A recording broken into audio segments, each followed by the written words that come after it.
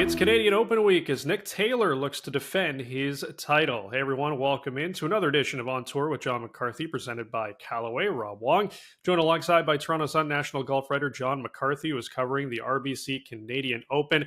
John, it was just under a year ago that Canadian Nick Taylor took home the title, and a security guard took down his buddy and fellow PGA Tour golfer Adam Hadwin. We'll get to your picks for the week coming up in just a moment, but we got to start with the future of the tournament itself. The RBC Canadian Open has been a big hit in recent years, but I understand there is one possible hurdle moving forward.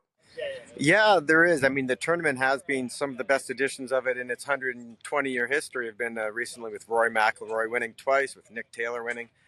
But right now, when Sunday's final putt drops, that will be the end of the RBC's contract with the PGA Tour. Both their tournaments, the RBC Heritage and the RBC Canadian Open, the contracts are expiring. Now, that doesn't mean they won't re-sign one, but the multi-year deal actually ran out in 2023, and RBC agreed to a one-year extension. But the 1 year is interesting because RBC, like a lot of sponsors, have a lot of questions about the PGA Tour, the future of the tour, and why they're being asked to pay more money in this era of signature events. The RBC Heritage is a signature event, so they're asking to be paid more money for a product that has been watered down by players going to Live Golf. So RBC has a lot of questions they want answered before they potentially sign another long-term deal.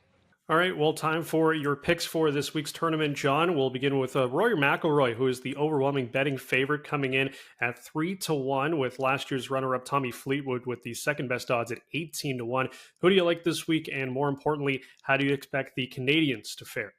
Yeah, well, I mean, it's tough to want to bet a favorite like Rory at, plus 330. It's tough at any golf tournament. I think your best bet for Rory is kind of doing what people have done with Scotty Scheffler, is hope he has sort of an average to less than average first round, and then you hammer him if his odds go back up to sort of 7 or 8-1, thinking that he'll have a great final 3 days. But three guys I do like, sort of in the mid-pack, still among the favorites, are guys that did really well at the PGA Championship, because there was early week rain there, early week rain here, so the course is soft and the scores could be low.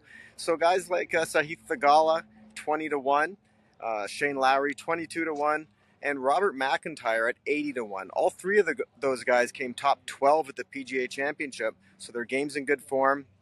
They're clearly good at a course where they have to make a lot of birdies, and that could be what's in store this week.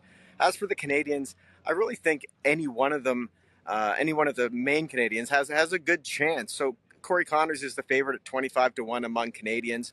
He probably does have the best bet to get himself in the hunt. His ball striking was good at the PGA Championship, and because of that ball striking, he finds himself on leaderboards more frequently than the other players.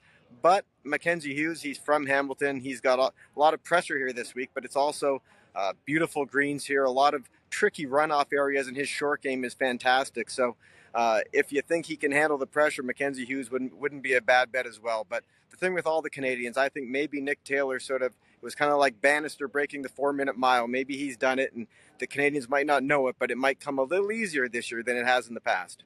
Well, it should be a phenomenal tournament this week at the RBC Canadian Open. As always, leave your thoughts in the comments section below. You can find all of John's RBC Canadian Open coverage at the Toronto Sun.